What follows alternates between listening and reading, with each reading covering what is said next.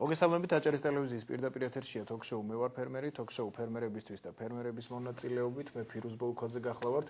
დღევანდელ გადაცემას როგორც მივხვდით მე წარუძღვები, ჩვენი საუბრის თემა კი ციტრუსის მიმდინარე სეზონი იქნება. რაც შეეხება სტუმრებს, ციტრუსის მიმდინარე სეზონთან დაკავშირებით ჩვენ შეკითხვებს გადამზიდავი კომპანიების წარმომადგენლები უპასუხებენ. ჩვენი სტუმრები გახლავთ მალხაზ დიასამიძე და ნუგზარ კიკნაძე. დიდი მადლობა ბატონებო მობრძანებისთვის.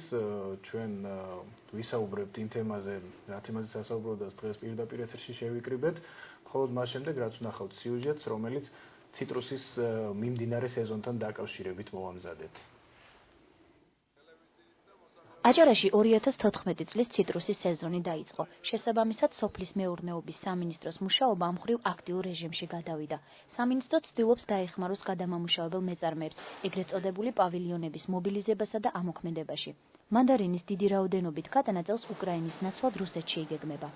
როგორც მოგესალმება, სოფლის მეურნეობის სამინისტრო სეზონის საფრთხემზადება დაიწყო ჯერ კიდევ წლის დასაწყისში. ჩვენი ციტრუსის ამ ეტაპზე ბაზარი, ტრადიციული ბაზრები არის უკრაინა, ბელორუსია, მოლდავეთი, შუა აზიის მიმართულებითაც მიდის, რა თქმა უნდა, აზერბაიჯანი, სომხეთი და რაც მთავარია, რუსეთი. საწარმო იმუშავებს დაახლოებით 36-მდე, ყველა საწარმო გამართულია და ჩვენ ერთი თვის წინ და ეხლაც კიდე მათი მზადყოფნა გადავამოწმეთ, სრულიად მზადყოფნაშია ყველა საწარმო, ვისაც სურვილი ექნება, გადამზიდავი იქნება, ექსპორტიორი იქნება, თუ ინდივიდუალურად ისეთი მეწარმე, რომელიც გეგმავს ექსპორტზე გატანას ციტრუსისას, შეუძლია მიმართოს. რაც შეეხება არასტანდარტულზე იცით ინფორმაცია გაქვთ დამატებით გეტყვით, რომ სახელმწიფო გეგმავს, რომ არასტანდარტული 10 თეთრი დააფინანსოს.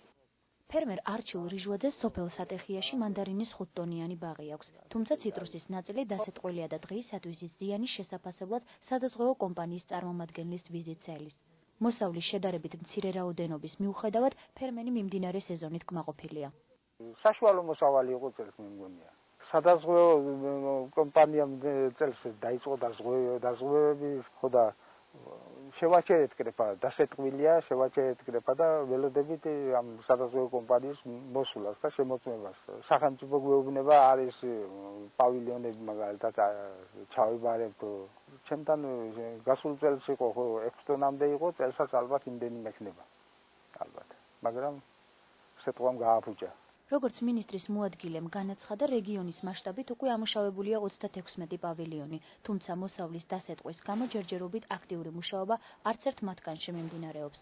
გადამამუშავებელი კომპანია TCF ჯორჯიას გენერალური დირექტორი ოსმან გოგიტიძე თვლის, რომ სეზონი წელს კარგად ჩაივლის და მთავრობას თხოვს მოსახლეობას პროდუქტის პავილიონამდე მიტანაში დაეხმაროს. ახლა დღეს მეორე დღეა, რაც ჩვენ გამზადებული ვართ მიღებაზე. უყურებ, ჯერ ახალია მანდარინი, ჯერ არა დაზეთებული, წვანეა, მე მგონია 3-4 წლებში იქნება უკეთესი ფერი. 48-მდე არის NS-ი, იქნება 10 თეთრი ჩვენგან, 10 თეთრი თავრობისგან. თავრობის 10 თეთრს ჩვენ წინასწარ ვიხდით. 48-დან 60-მდე იქნება ეს სტანდარტული, იქნება 50 თეთრი. 60-ის ზემოთ იქნება 55 თეთრი. აქტიურად არ არიან, იმიტომ რომ ხალხი კრიფავს ალბათ ამ სამ დღეში ყველაფერი გაიხსნება, ჯერ ადრეა. ადგილობრივი ფერმერების პასიურობის ფონზე ქობულეთის გადამამუშავებელ საწარმოში მანდარინს ზუგდიდელი ფერმერები აბარებენ. მე ვარ სამეგრელოს რეგიონიდან, კერძოდ ზუგდიდიდან. მოსახლეობისგან ჩვენ ვღებულობთ მანდარინს, ვამზადებთ. ხელშეკრულება გვაქვს TCF ჯორჯიასთან, ამ ფირმასთან და ამათ ვაბარებთ მანდარინს. ფერმერებს პავილიონების გარდა მანდარინის ჩაბარების ალტერნატიული გზაც აქვთ. ბათუმის ბაზართან მიმდებარე მიმღები პუნქტები უკვე აქტიურად მუშაობენ. გაგვიფუჭა მანდარინი და ხარისხი დაკარგა. მანდარინის მიღება დაწყებულია, კაიხანია დაწყებულია მანდარინის მიღება. წინა წელს აჭარაში 100.000 ტონა მანდარინი მოიკრიფა. წელს კი სამინისტროს გათვლებით 70.000 ტონამდე მოსავლის მიღება შეძლებენ. არსებულ კლებას სამინისტრო პროდუქციის გაუმჯობესებით ხსნის. არსებული პრობლემის მიუხედავად სამინისტრო პავილიონები და ფერმერები ოპტიმისტურად არიან განწყობილნი და იმედოვნებენ, რომ მანდარინის სეზონი აჭარაში წარმატებით ჩაივლის. ჩვენ პირდაპირ ეთერში დავბრუნდით, კიდევ ერთხელ მოგესალმებით ბატონებო და კიდევ ერთხელ ძალიან დიდი მადლობა გადაცემაში მონაწილეობისთვის. ბუნებრივია ციტრუსის აღება რეალიზაციის რგოლში თქვენი კომპონენტი არის ძალიან მნიშვნელოვანი, თქვენ ამ ესე ვთქვათ მრავალმნიშვნელოვანი და მრავალფუნქციური ჯაჭვის ერთ-ერთ ძალიან გადამწყვეტ რგოლს წარმოადგენთ, შეიძლება ესეთი შეფასება გავაკეთოთ. ვინაიდან თქვენზეა დამოკიდებული, რამდენად დიდი რაოდენობის ციტრუსის გატანა მოხდება ქვეყნის ფარგლებს გარეთ და შესაბამისად რამდენად მეტ სარგებელს ნახავს მეციტრუსე ფერმერი. თუმცა იმისათვის, რომ ფერმერებისთვის უფრო გასაგები იყოს საითკენ მიყვავს დიალოგი, ვფიქრობ ალბათ უპრიანი იქნება ვისაუბროთ გასულ წელზე და შევაფასოთ როგორ ჩაიარა გასულ წელს ციტრუსის სეზონმა.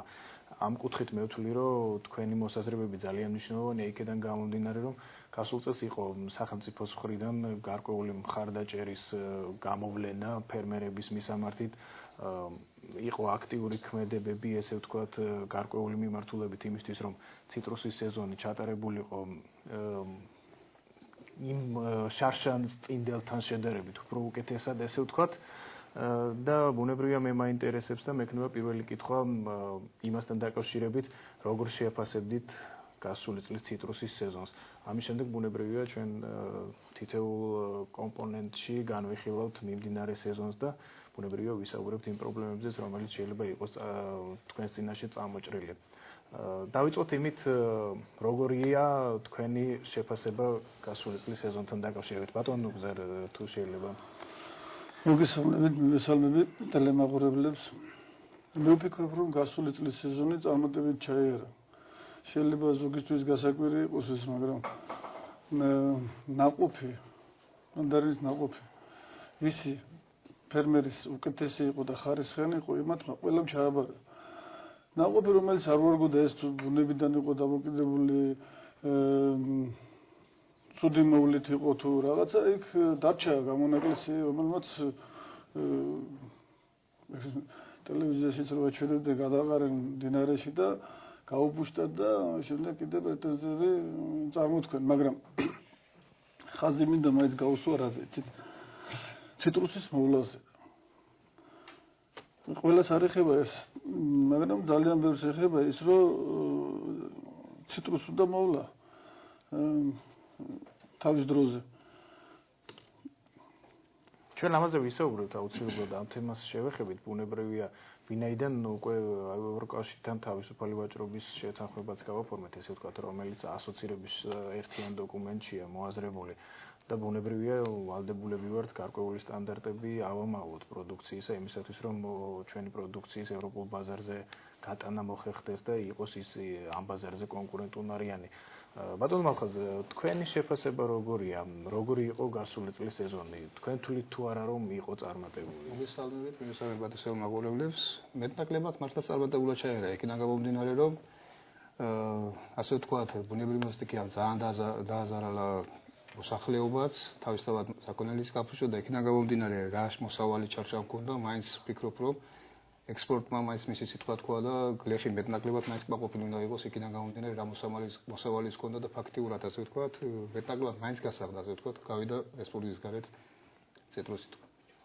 მართლა ის არის, რომ მოვლაც არის და მოვლაც, მაგრამ მოვლაც თუ შევეხებით ახლა კიდევ ერთხელ ვამბობ, მეტნაკლებად ვიტყვი, რომ ისეთ რეგიონში ვცხოვრობ, ხეობაში ვცხოვრობ, ჩაქვის ხეობაში, ასე ვთქვათ, ხალა გორგაზიის ხალხთან ჩამოგვარდა და ხელს ნამდვილად არ აკლებენ, მაგრამ ზოგჯერ ასე ვთქვათ, ის პესტიციდებია თუ რაღაცა მაინც არ შეესაბამება იმ ხარის რა დაავადებებიც არის და მე ვფიქრობ, რომ ალბათ ამ ლაბორატორიული გამოკვლევა სჭირდება მაღალ დონეზე, რომ ნამდვილად დაზუსტდეს რა ავადმყოფობა აქვს და რით კურნალობთ და რით წამლით არის და ასე შემდეგ.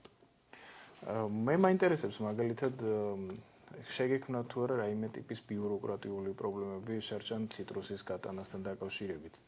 არა, ბიუროკრატიული პროცესის ნამდვილად არ ქონია, наоборот, ისა ვთქვათ, штаბი იყო შექმნილი და 24 საათიან რეჟიმში მუშაობდა სოფლის მეურნეობის სამინისტროს და ყველას რომ რამენერად რაც შეიძლება და მაქსიმალურად ხელი შეეწყო ექსპორტისთვის მით უმეტეს ახლა სხვა სულ ყველაფერს დავიდავანებოთ.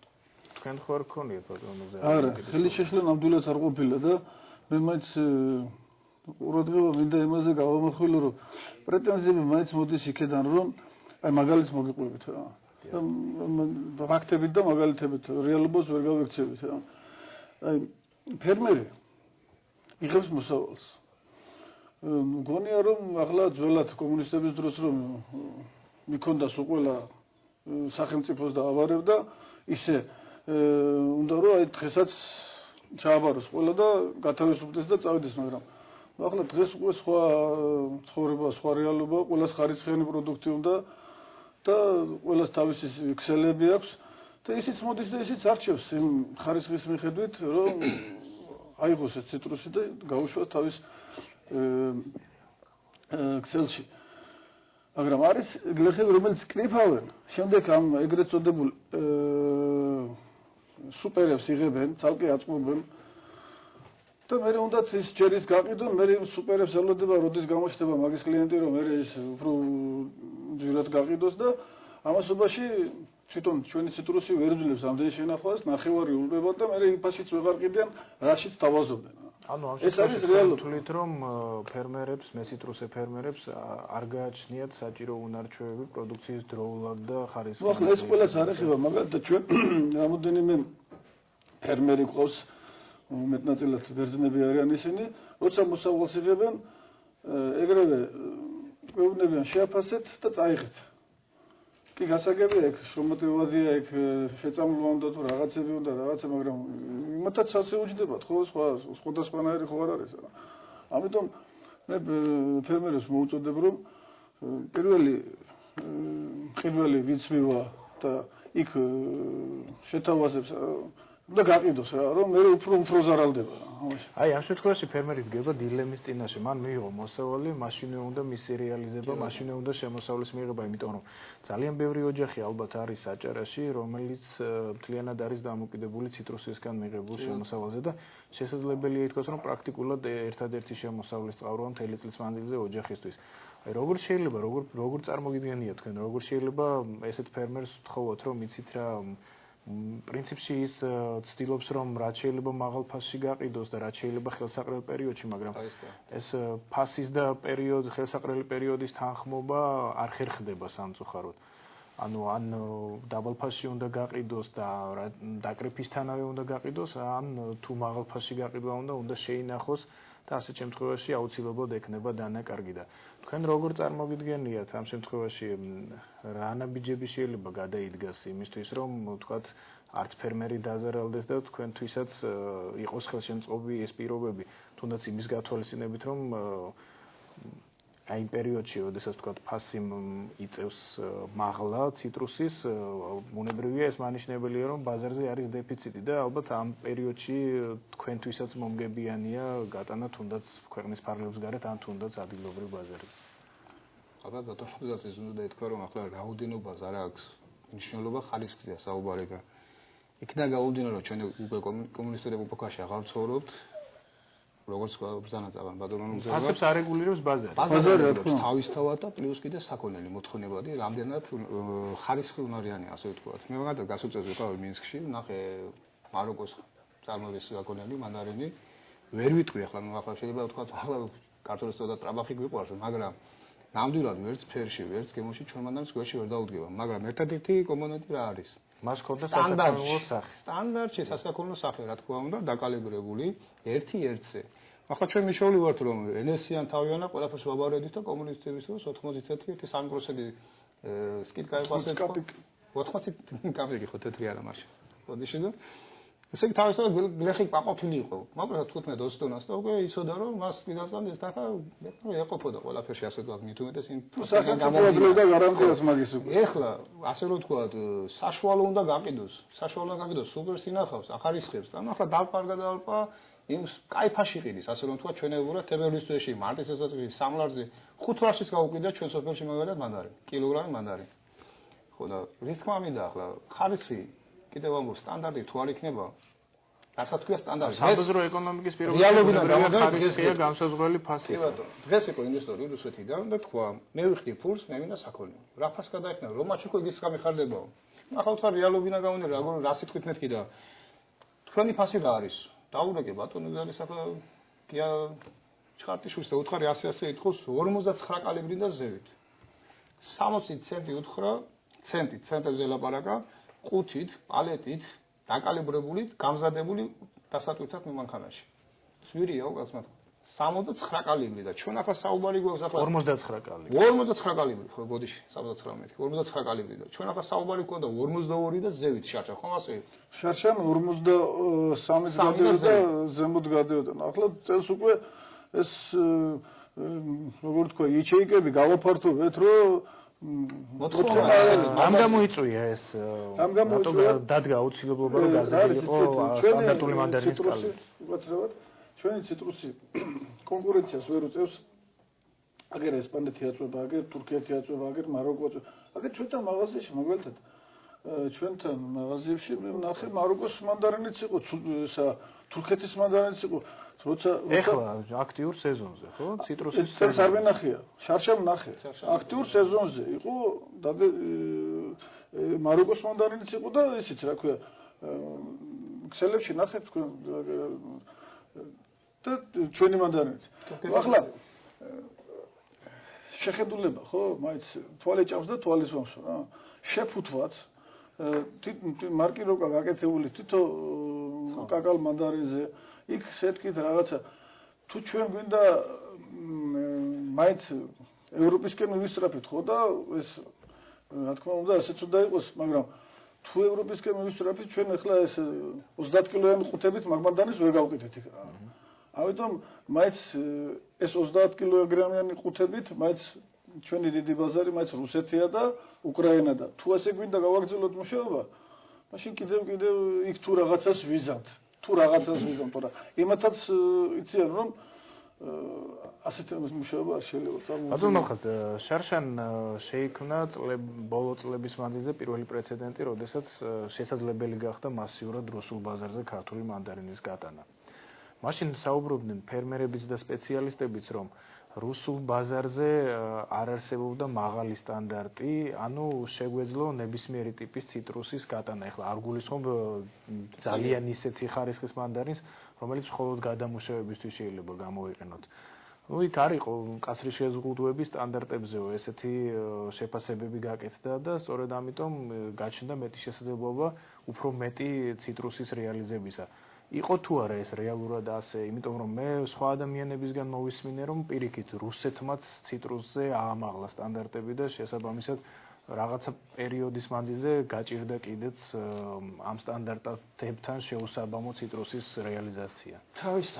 თავისთავად კიდევ ამბობთ, ახლა ის ილუზია რომ რუსეთი წაიღებს ყველაფერს, რასაც ჩვენ მოვიყვანთ, ნამდვილად ცდარია თქვა. კიდევ ამბობ დღეს ჩვენ გქონდა დღეს კონტაქტი უშუალოდ კიდევ ამბობ როგორ გაჩვენდა გასაღება ციტრუსის და ინუეში მოგთხოვა იმ ხარემ კალიბროკის ჩაწერაც. რაც მე აქამდე არ გამიგეთებია, რაც თქვენ გითხოვდა ასე. ინუეში მოგთხოვა კალიბროკის ჩაწერა. რა კალიბროკის იქნება. თქვენ რას ფიქრობთ ამასთან დაკავშირებით, რა შეცვლის ეს ხარისხის სტანდარტის ამაღლება უფრო დაამძიმებს ფერმერების მდგომარეობას? ფერმერების დაამძიმებს, იმიტომ რომ კიდევ ამ ახლა ხარისხიანი რა მომენტია გითხრათ, ახლა მართა მოვლა უნდა, გასხლა უნდა მის დროს. რომ ხარისხიანი წელს მაგალითად მაგის პრობლემა არ იქნება, იმიტომ რომ კიდევ ამ დენესინ ძალიან ნაკლები. ხარისხობრივად არ არის, ხარისხობრივად წელს კაი მანდარინია ასე. ოღონდ წლევანდელ წელზე უფრო დეტალურადაც ვისაუბროთ. მანამდე კიდევ შარშანდელი წლის გამოცდილებას დაუბრუნდეთ.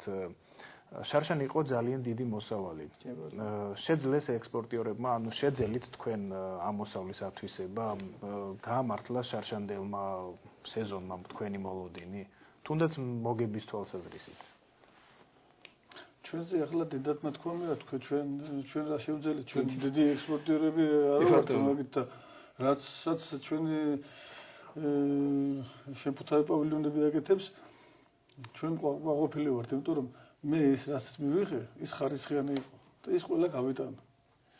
და არც მუშახელი დარჩა უკმაყოფილო, არც ფერმერი ყველა მოისმინოს და იცოდეს ჩაქვის ჩაიზუბნის პავილიონში, ვინც მოიტანა და ვინც გადაამუშავა და წაიღო, ყველა არის ყვაყოფილი. ეს პავილიონი თქვენ მე რამდენადაც ვიცი, სახელმწიფო პროგრამის ფარგლებში არის.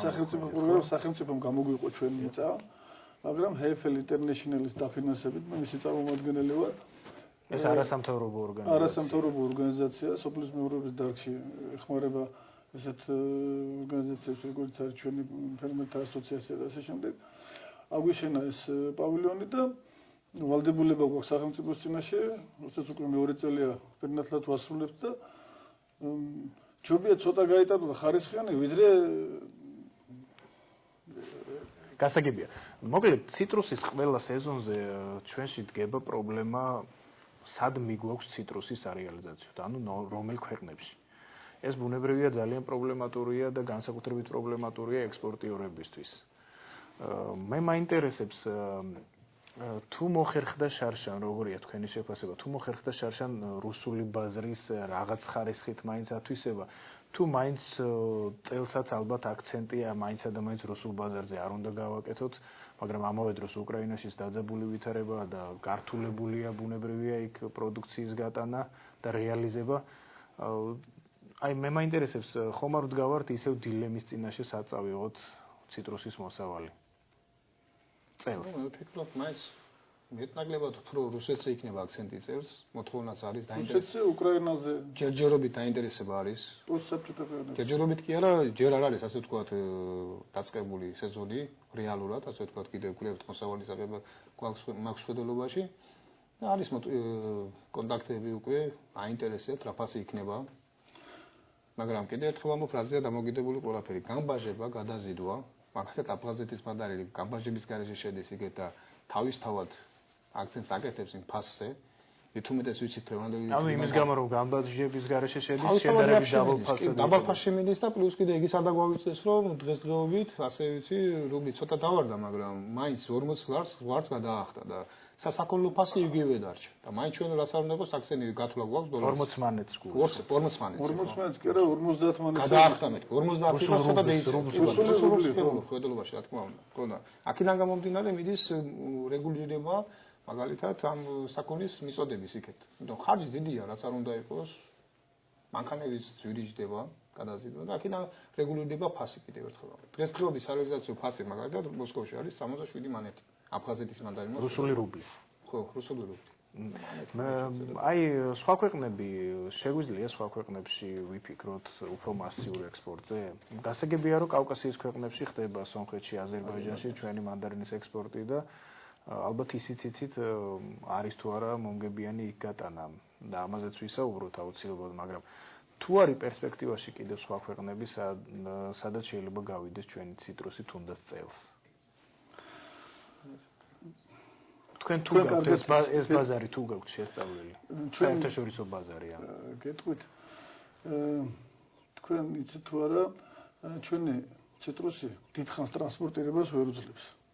ნატურალური პროდუქცია, შხამქიმიკატებით არა ესე გაჯერებული როგორც სხვა ქვეყნებიდან, იმიტომ რომ მაგალითად ჩინეთიდან როცა ციტრუსკაც ჩამოიტანს, თქვენ წარმოედგინეთ, ну არ ვიცი ახლა რა, მე მაგალითად ესე ჭალებში პლასმასს ვეძახი, რომ აფერ შეიძლება ხა ჩინეთიდან როცა ციტრუსი ჩამო ამდენი ხანი, რაღაცა ქიმიითაა შერეული და გაგნაკეთება, მაგრამ ჩვენი ციტრუსი არის აი მაგალითად ტრანსპორტში თუნდაც მასიურად გადაიტანოთ, ხო? ну 10 დღეზე მეტი რო იდგეს უკვე შით, უკვე ის უკვე აღარ შეიძლება, ის უკვე გაიყიდოს. ეს ძალიან საინტერესოა, დაინტერესდით, ეს ჯიშობრივ თავისებურებასთან არის კავშირში თუ რაიმე სხვა პრობლემაა? თვითონ ნატურალურად ჩვენი ესა ციტრუსი დიდხანს შენახვას ვერ იტანს. ამიტომ არის რომ ჩვენ ხშირად გვიწევს ფერმერებთან ისიც ლაპარაკი რომ დავუშვათ მოკრიფა პირობითად ვამბობ 10 ტონა ხო? 10 ტონას დავუშვათ დღეს 50 თეთრად თუ ჩასაბარებელია, იქ დავუშვათ NSE გამოვა თუ რაღაც 10%, 15%. იმას ურჩევნია რომ ჩააბაროს ის დროზე, ვიდრე ის შეინახოს. რო შეინახოს განახევრდება ის, იმიტომ რომ პება და ყრის. კიდევ განახევრდება და ბოლოს ის მანეთად გაუყიდია თუ უკაცრავად ერთლარად გაუყიდია თუ ლარნახევრად, მაინც იმ ფასს ამოვა რა, მეტი არაფერი და ამიტომ ხარისხს და დროულად გაყიდვაზეც მოუწოდებდი ფერმერებს, ახლა ბევრი ძალიან ასე აკეთებს და ბევრი როინახავს, ამიტომ ალბათ ცოტა ზარალდება და პრეტენზიებიც მაგიტომ ალბათ ჩდება. თქვენ ისაუბრეთ, რომ რუსეთიდან უკვე არის დაინტერესება. ეს ბუნებრივია, ალბათ კარგი სიგნალია, განსაკუთრებით თქვენთვის და ალბათ იმ ფერმერებისთვისაც, ვინც დაიწყო დაკრეფა და რაც შეიძლება სწრაფად გეგმავს მოსავლის რეალიზებას, მაგრამ რა ხდება უკრაინის მიმართულებით? ესეც ძალიან საინტერესოა ალბათ. თუ გქონიათ კონტაქტების დამყარების მცდელობა, ან თუ გაქვთ კონტაქტები და როგორია იქ მოლოდინი? მზად არის უკრაინული ბაზარი მიუხედავად დაძაბულობისა, მიიღოს ჩვენი ციტრუსის მოსავალი თუ არ არის მზად ამისთვის და შესაძლებელია ამ მიმართულებით პრობლემები შეიქმნას? მე მაგალითად 4 ხელშეკრულება გავაფორმე ახლა. აქედან 2 არის რუსეთზე და 2-იც უკრაინაზე. დღეს პირველი რეისი შესრულდა, უკვე პირველი 20 ტონა, უკვე ახლა წავიდა და სადაცა დაიძრა უკვე პირველი რეისი. მოთხოვნილება არის რუსეთიდანაც და უკრაინიდანაც. მაგრამ ნუ ახლა ეს ბაზარია და ვაჭრობა არა, რომ ისიც როგორც ბატონო მოხაზი აღნიშნა, ჩამოდის და იმასაც რეალურია, ხო? ნებისმიერი ადამიანი შედის მაღაზიაში, ან სადმე შედის და უნდა რომ იყიდოს კარგი და იაფი. ისიც ჩამოდის და გეუბნება, აი მე ესეთი მინდა, ესეთი მინდა, ესეთი. ამიტომ მაქსიმალურად ვეცდებით ჩვენ მოთხოვნა რა თქვენ კითხვაზე აქცენტ პასუხს, მოთხოვნა არის უკრაინაზეც ყოველთვის იყო და რუსეთზეც. ნუ ძირითადად აქცენტს ვამახვილებთ მაინც ამ ორ ქვეყანაზე, იმიტომ რომ დიდი ბაზარი მაინც მეტნაწილად მაგ გადის ჩვენი პროდუქცია. მაგრამ იმათაც იციან ხარისხი რას ნიშნავს და ამიტომ უნდა გავიდეს ხარისხიანი პროდუქტი. ანუ ამ შემთხვევაში საუბარია იმაზე, რომ რუსეთის მსგავსად უკრაინამაც აამაღლა ხარისხის სტანდარტები. კი. მიუხედავად ამ პოლიტიკური დაზაბულობისა იქაც, მთლიანად. შარშან არ იყო ესეთი ტიპის მოთხოვნები? არა, იყო რა, უკრაინა იყო. ძირითადი ბაზარი მაინც უკრაინა იყო, შარშანაც. კარგით, ჩვენ პირდაპირ ეთერში რამდენიმე წუთში დააბრუნდებით, შეგახსენებთ, რომ ჩვენ ვსაუბრობთ ციტრუსის სეზონთან დაკავშირებით, ჩვენი სტუმრები კი გადამზიდავი კომპანიების წარმომადგენლები არიან, ასე რომ დაგველოდეთ ძალიან მალე პირდაპირ ეთერში ისევ შემოგიერთდებით.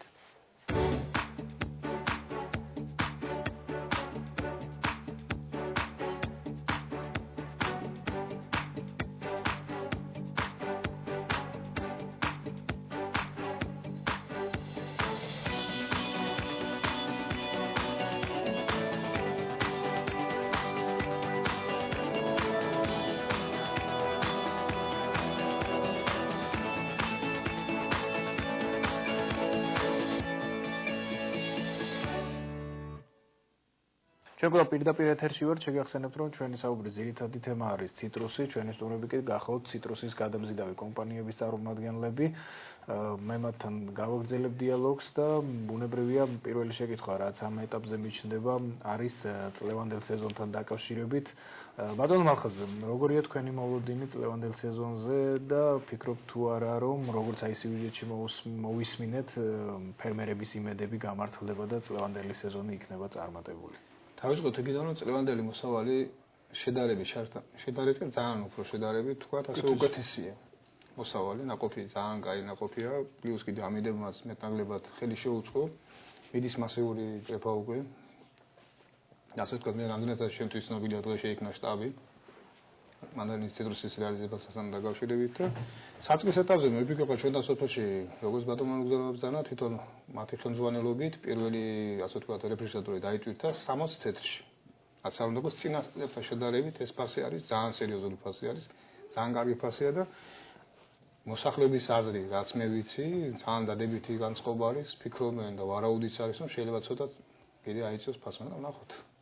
არა მაგაზე მე ვფიქრობ რომ არ ეძება იმიტომ რომ თუ ეწევა არ ეწყინება მოსახლეობას არ დაიკრება სამის კარგი ვერ გაგავსო თუ მომენტს გავითვალისწინებთ რომ შემდგომში პროდუქციის რაოდენობა შეიძლება შემცირდეს შესაძლებელია რომ ფასიც გაიზარდოს მაგრამ ბუნებრივია ბაზარიდან გამომდინარეა როგორი მოთხოვნა ბაზრის მდგომარეობიდან გამომდინარე მოხდება ამისი საწყის ეტაპზე 60 თეთრი ეს არის ძალიან სერიოზული შარშან როგორი იყო აი რო შევადარებთ შარშან მაგალითად 40-იც იყო 45 თეთრი იყო 40 45 50 50 თეთრი იყო ძალიან ასე თქვა იშვიათი შემთხვევა იყო შარშან ალბათ გახსოვთ ხელისუფლებამ გამოყო გარკვეული თანხა სტანდარტული მანდარინის სუბსიდირებისთვის. ამან შეცვალა რაიმე, მე მართლა ძალიან მაინტერესებს თქვენი შეფასებები. იყო ეს ნაბიჯი სახელმწიფოს მხრიდან გამართლებული, ნახეს ამითი ფერმერებმა მეტი სარგებელი. სუბსიდიები რა თქმა უნდა გლეხებს წაადგება და ფერმერებს წაადგება რა თქმა უნდა. იმიტომ რომ ის დაინტერესებული იქნება რომ რაც უფრო მეტ ნაყოფს მოიყვანს და მეტ სუბსიდიას აიღებს, მაგრამ ამასაც მისი სწორი გათვლა ჭირდება რა.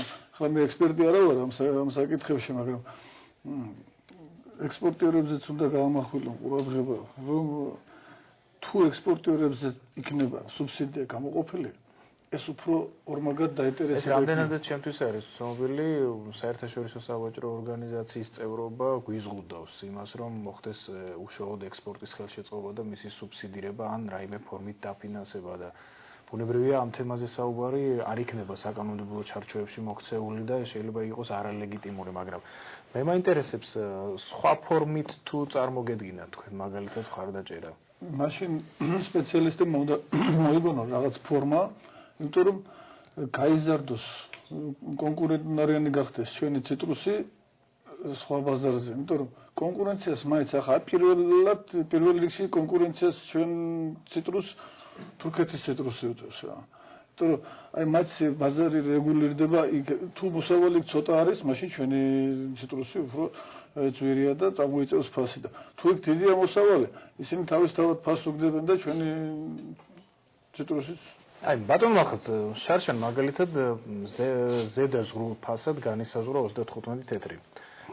ხელისუფლება სუბსიდირებას უკეთებდა იმ მეციტრუსე ფერმერს, რომელიც თქვათ სუმცირე 35 თეთრად ახდენდა 1 კილოგრამის რეალიზებას და იქ პირობა იყო ესეთი, რომ 15 თეთრს დაუმატებდა სახელმწიფო. თქვენთვის იყო ეს ფასი ხელსაყრელი, იყო მომგებიანი?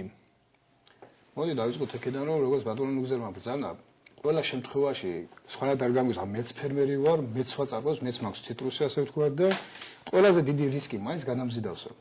იმიტომ რომ წაიღებს წვირის როგორც ჩაიტან გზაში როგორი იქნება, მაგალითად გემით მიდის ძირითადად ექსპორტი, იქიდან გამომდინარე პოლიგონიდან გამომდინარე ვითარებიდან რომ საგზაო ურთიერთობა არ გვაქვს ეგრეთ ტერიტორიებში ხმელეთზე არც რუსეთთან არც უკრაინასთან, ხომ ასეა. შეიძლება შტორმი იყოს რეიძე დარჩეს გემი და ასე შემდეგ და გახანგრძლივდეს ტრანსპორტი როგორ ამ საქონლის. და სასაქონლო ვიდის დაგარგოს, ხომ ასეა და სახე ასე ვთქვათ, ბუდიშლოგით ასე ტერმინში გადავედი და იქიდან გამომდინარე კიდევ ამ შარშას წინ მაგალითად ეს სუბსიდირება იყო პირდაპირ ექსპორტიორს. და არანაირი პრობლემა არ იყო, არც ფასის ვარნა არ იყო. მე ახლა გითხრათ, მე მსგავსი რაიმე ამსმენია. მე მუშაობდი, თემის რწმუნებული ვიყავი, ჩემპიონატში იყო მაგი და ხდებოდა ექსპორტიორზე გადაცემა, მაგალითად აქტის აკეთებდა კიდევსა გამყიდველს შორის და მიქონდა სუბსიდირება პირდაპირ ექსპორტიორს. შარშან იქნა ესე იგი გლეხს. კი ბატონო, კარგია, ცუდი არ არის, მაგრამ აქედან გამომდინარე ფასის დავარდა. და მოდი ალალათით მე არც თავრობის შევ ვიტყვი და არც იქეთ ვიტყვი გას. მაგრამ აქედან გამომდინარე კიდევ ერთხელ ვამბობ, მოდიოდან პირველი ეუბნებოდა გლეხს.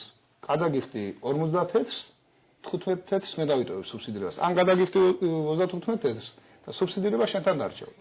იქიდან მოლაპარაკებიდან გამომდინარე, ხშირი შემთხვევები იყო სხვათა შორის, რომ გლეხი 35 თეთრს ღებულობდა და პლუს სუბსიდირებასაც კარგავდა. ამას ფასების შესახებ ფერმერები ამის შექმნა კიდევ ერთხელ ვამბობ, მე ვფიქრობ, რომ დაზარალდა ყველაზე მეტად მაინც გლეხი დაზარალდა. თავრობამ კი ბატონო, კეთილება გამოიჩინა, თანხა გამოყო, სერიოზული თანხა გამოყო, მაგრამ კიდევ არ მიაღწია მაინც გლეხამდე ასე ვთქვათ, აგი და ფასმაც საკლებლად იგრძნო. იყო ასე. აი რო შევადარო წელს მაგალითად აი იყო საუბარი რომ უკვე 60 თეთრად ხდება რეალიზება. კი ბატონო, ეს ფაქტია. ახლა ეს არ არის იმპოზე ეს მაღალი ფასი არ არის თქვენთვის გადამზიდავებისთვის. კი არის, თუ ამ ეტაპზე უფრო მოთხოვნიდან გამომდინარე კიდევ ბაზარებას საზღვარგარი. კი ბატონო, რეალიზებთ. ბაზარიდან გამომდინარე მიდის ყველაფერი, ხომ ასეა? თუ ახლა მაგალითად შედარებით ბაზარზე ნაკლები იქნება ფასი, იმ ფასს ხო არ გადაიხდეს კაცი აქ ექსპორტიორი. ჩვენ ეს ახლა ნაადრევად გავუშვით ჩვენ პირველი მანქანა რუსეთში წავიდა სხვადასხვა და თვითონ ჩამოსული იყო წარმომადგენელი, თვითონ შეარჩია რა. თვითონ შეარჩია და თვითონ გასაზღვრა რამდენი უნდა გადაიხა და უღირდა იმას ეს 60 თეთრი და გადაიხადა და წაიხო რა. და გადატანაზე კიდე მე აქ ტრანსპორტირებაც ტრანსპორტირებაზე ძალიან დიდი პრობლემატურია. რა თქმა უნდა. აქ ყველა მეცით რომ ზღვის საშუალებით გადადის საზღვაო ტრანსპორტის საშუალებით გადადის ციტრუსი. აი აქ ხოლოდ კარგად ვიცით რომ დადის ერთი კომპანიის გემები, რომელიც ძირითადად მას გადააქვს ეს ციტრუსი. ექსპორტერებს დანიშნული აქვს ის კვოტა, რომ ეს აფაში არის გადატანა. ნუ პირობითად თქვა, დავუშვათ 10 თეთრი ღირს სიტყვაზე 1 კილოგრამის გადატანა, რა. პირობითად ამბობ. ხო შეიძლება რომ ალტერნატიული გამოჩნდეს რაღაცა და დადგეს სხვა საზღვაო ტრანსპორტის ანუ თქვენ გულისხმობთ იმას, რომ ვინაიდან ამ კომპანიას ახავს კონკურენტი კომპანია, ის საკმაოდ მაღალ ფასს აწესებს გადაზიდვაზე. ნუ ჩემი აზრია და რეალობა ასეა. დანარჩენი ახლა ვინც უყურებს და ვინც იცის და ვისაც ესმის ეს საქმე თვითონაც პარიტეტი არაა დაცული. ჩვენი კუთხიდანაც რო ვიყოს რაღაცა ანალოგიური შეიძლება შემცირდეს ფასები, მაგრამ მაინც ეს არის სეზონური რა. 2 თვის განმავლობაში, მეტი არ უნდა, 2 თვის განმავლობაში იმ კომპანიების წარმომადგენელი იქნება თუ ხელმძღვანელები, ჩვენმა ხელისუფლებამ უნდა მოელაპარაკოს, რომ აი ამ პერიოდში 2 თვის განმავლობაში, რადგან ისინი ჩვენთან საქმიანობას ეწევიან, გადადიან გამოდენ, აი ამ პერიოდში რაღაც შეღავათები გაუკეთოს ექსპორტიორებს გადატანაზე. და ციტრუსის ფასი შემცირდება. აქეთ კიდევ საბოლოოდ კონკურენტურნიერი იქნება შევა, ფასი მხილ აღარ იქნება, შეუძლია კიდე თურქეთის ციტრუსაც გაუწიოს კონკურენცია. ნუ ეს ყველაფერი ერთი მეორეზე ჯაჭვივით აკიდულია და ერთმანეთთან დაკავშირებულია. ამას ეტაპობრივად როცა გაივლით, იქ 5 თეთრი მოაგდება, იქ 3 თეთრი მოაგდება, იქ 2 თეთრი მოაგდება და საბოლოო ჯამში რაღაც შედეგს მივიღებთ. გასაგებია. მაინც მივედით იქამდე, რომ წელს გაცილებით უფრო მწვავედ არის დასმული ხარისხის საკითხი. ანუ სასაქონლო სახის მიცემის საკითხი ციტრუსის პროდუქტებისთვის. როგორ ფიქრობთ, გაგვეჩნია რესურსი იმისთვის, რომ ამ ეტაპზე დამზადდეს კარგი შეფუთვით ხარისხიანი მანდარინი, ესე ვთქვათ, ჩვენთან კარგად შეიფუთოს ამას გულისხმობ და შესაბამისად იქცეს უფრო კონკურენტუნარიანი და გაიყიდოს მაღალ ფასზე. მაღალ ფასში გვაქვს ამის რესურსი ჩვენ ამ ეტაპზე? მოსავალი იძლევა წელს საშუალებას, ნამდვილად კარგი მოსავალია და პლუს კიდე რასაც ქვია შეფოთვის ვარიანტი, ახლა ცოტა იუმორსაც ვიტყვი, ყველაფერზე ფასი მატულობს და მანდარინს აკდებაო, ასე ვთქვი. 5 შარშა მაგალითად ლარი 50-ში ნახავდი პლასმასის 5 წელს, უკვე ლარი 75 თქვეს, მე ლარი და 70 დღეს გავიგე, ლარი და 300 ჩამოსულო. თუდა ყველაფერი როგორ მომენტია, იცი, ამ მანდარინის ხარჯზე გადადის ყველაფერი მაინც ყველა. ახლა თქვენ სიუჟეტში ვნახეთ ჩვენ ოსმანის შეფუთავებული საწარმო. რა თქმა უნდა, მაღალი სტანდარტებით ამზადებს ეს ამაზე უკეთესი მე არ მეგულება აკეთებდეს. 1, 2, ასეთი 3 საერთოდ პრობლემა აღარ იქნება აჭარაში ციტრუსის. აი თქვენთან როგორ მდგომარეობაა? თქვენ დაუშვით საფუთი. კი, შესაფუთი იგივე პალეტებით შეფუთვით, პლასმასის ყუთებით, მაგრამ წარმატება ჩვენ დიდი არ არის. დაახლოებით სეზონზე 500 ტონამდე ვამზადებთ. ნუ იმასთან შედარებით არაფერი არ არის, მაგრამ რასაც ვამზადებთ, ხარისხიანად ვამზადებთ. მე იმიტომ გავამახვილე ყურადღება თქვენს კითხვას გავეცი პასუხი. შესაძლებელია ყველაფერი თუ მოინდომებს და მენეჯმენტი იქნება კარგი. ანუ იყო პერიოდი, როდესაც თუ ვისაუბრებდით იმაზე, რომ უნდა ავამაღლოთ ჩვენი ხარისხის სტანდარტი, შეიძლება და ეს საეჭვო გამხდარიყო ამის მიღწევის შესაძლებლობა იქედან გამომდინარე, რომ არ იყოს შესაბამისი ინფრასტრუქტურა. ანუ თქვენი ნათქვამიდან როგორც გავიგე, წელს უკვე გვაქვს ეს ის. რა თქმა უნდა, პროგრესი მიდის წინა და ემას კი ვხედავთ 3-4 წლის უკან, როგორც დავუნიშნე, რომ 3-4 წლის უკან 40 კილოიანი ხის ყუთებით მიდოდა, ეს უკვე მოკტა აღარ არის, წავიდა ჩაბარდა უკვე. ეხლა ყველა სჭირდება ლამაზად გაფორმებული, დაწყობილი, სტანდარტულ ევროპულ სტანდარტულ დონეზე გაკეთებული პროდუქტი რა. იმიტომ რომ რა ვიცი, ახლა ჩვენ ხო არ ვიქნებით, მაგრამ გამონაკლისი რომ აიდამაც იმ ყუთებით უნდა წავიღოთ და ჩავჩეთ იმ ეპოქაში. ჩვენც უნდა დავამზადოთ ლამაზად და გავუშვათ რა. შარშან გქონდათ ასე? რა თქმა უნდა, შარშანაც გქონდა. მიიღეთ შედეგი? თავისთავად. ადამიანი არჩევანის წინაშე რუსად ადგება და აქვს არჩევანი და ნახავს სვალებია გაახელს თოს კაი რომელიცაა იმას არჩევს ხო და ჩვენც ეცდები იმას რომ გააკეთო კარგი და გაუშვა რა კარგი ძალიან დიდი მადლობა ბატონებო წარმატებებს გისურვებთ და ძალიან დიდი იმედი მაქვს რომ ბევრ ფერმერს მდგომარეობა შეუსუბუქებთ და საკმაო მოცულობის ესე ვთქვათ ციტრუსის მოსავლის წაღებას და საზღვარგარეთის ბაზარზე რეალიზებას შეძლებთ. ამით ток-შოუ მე ვარ ფერმერი დასრულებულია. ток-შოუ მე ვარ ფერმერს თქვენ ზუსტად ერთი კვირის შემდეგ მომავალ ხუთშაბათს 18 საათსა და 45 წუთზე ისევ ნახავთ ეთერში ახალ სტუმრებთან და ახალ თემასთან ერთად. მე გემშვიდობებით და გიტოვებთ სიუჟეტს ვაშლის შესახებ, რომელიც ток-შოუ მე ვარ ფერმერის შემოქმედებით მაჯგუფმა სპეციალურად ვაშლის წარმოებით დაინტერესებული ფერმერებისთვის მოამზადა. კარგად ბრძანდებოდეთ და ვნახოთ სიუჟეტი.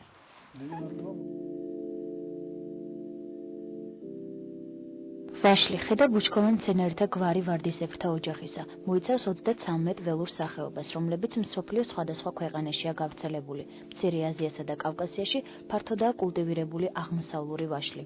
ის ერთ-ერთი უძველესი ხეხილოვანი მცენარეა. კულტივირებულია დაახლოებით 4000 წლის წინ. ხეხილის ნაგებობათა შორის ფართობისა და პროდუქციის მხრივ ვაშლს პირველი ადგილი უჭირავს დედამიწის ზომიერი სარტყლის ფარგლებში. ცნობილია 10000-ზე მეტი ჯიში, მათგან საქართველოშია 200.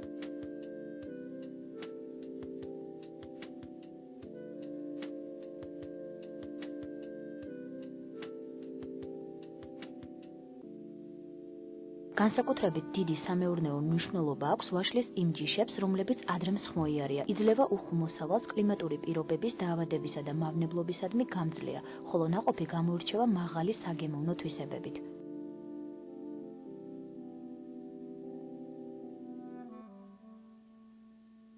ველური ვაშლი ძვირფასი მასალაა ხილის გადასამუშავებელი მრეწველობისათვის.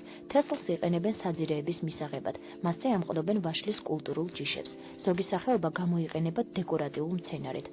ყველა ვაშლის ყვავილს საუცხოო ნექტარი აქვს. კულტურული ვაშლი 14 მეტრამდე სიმაღლის ხეა. სხვადასხვა ჯიშის ნაყოფის ზომა, ფორმა და შეფერილობა სხვადასხვაგვარია.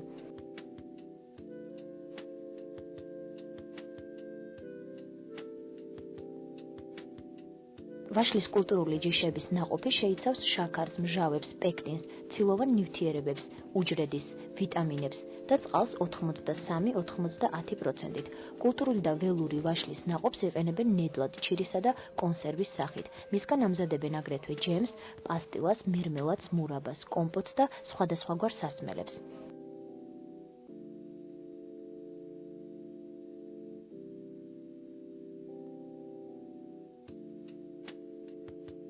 საქართველოში გავრცელებული ვაშლის ადგილობრივი ჯიშებიდან ცნობილია აბილაური, ქართული დანა ვაშლი, მამულო, მახარა, კეხურა, თურაშაული, ყინულა, ნისკარტა და სხვა. შემოტანილი ჯიშებიდან დიდი სამეურნეო მნიშვნელობა აქვს ზამთრის ბანანს, რომელიც ჩრდილოეთ ამერიკის ჯიშია და საქართველოში შემოიტანეს მე-20 საუკუნის დასაწყისში. იძლევა საუკეთესო პროდუქციას. აღსანიშნავია, რომ ვაშლის წარმოების მიხედვით შიდა ქართლი უპირობო ლიდერია საქართველოში. 2011 წელს რეგიონში მოყვანილი ვაშლის რაოდენობა მთლიანად ქვეყანაში მოყვანილი რაოდენობის 2/3-ს აჭარბებდა და 43,500 ტონა შეადგინა.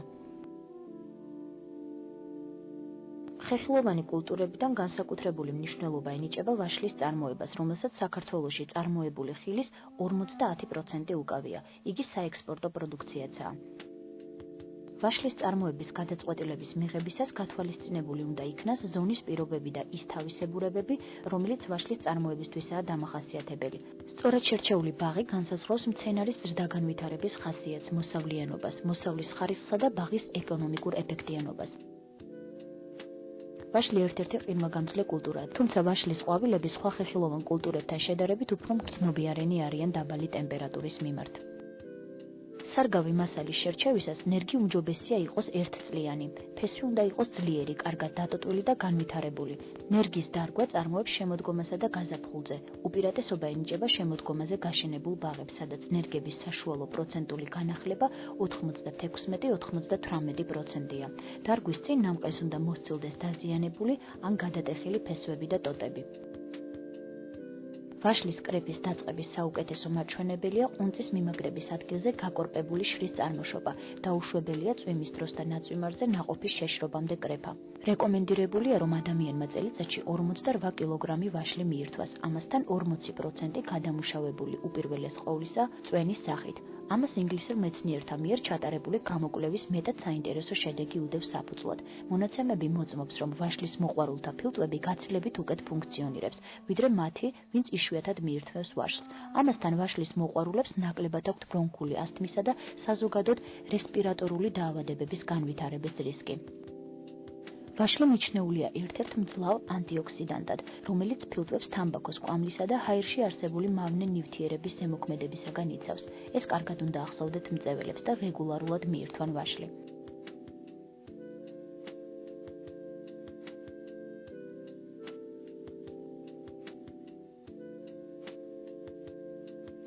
აქვე უნდა ვიცოდეთ, რომ ვაშლის თესლი მდიდარია იოდით, ამიტომ ვაშლი კურკიანად უნდა მივირთვათ. 5-6 კურდღა შეიცავს იოდზე ორგანიზმის სადღეღამისო მოთხოვნილების შესაბამის დოზას.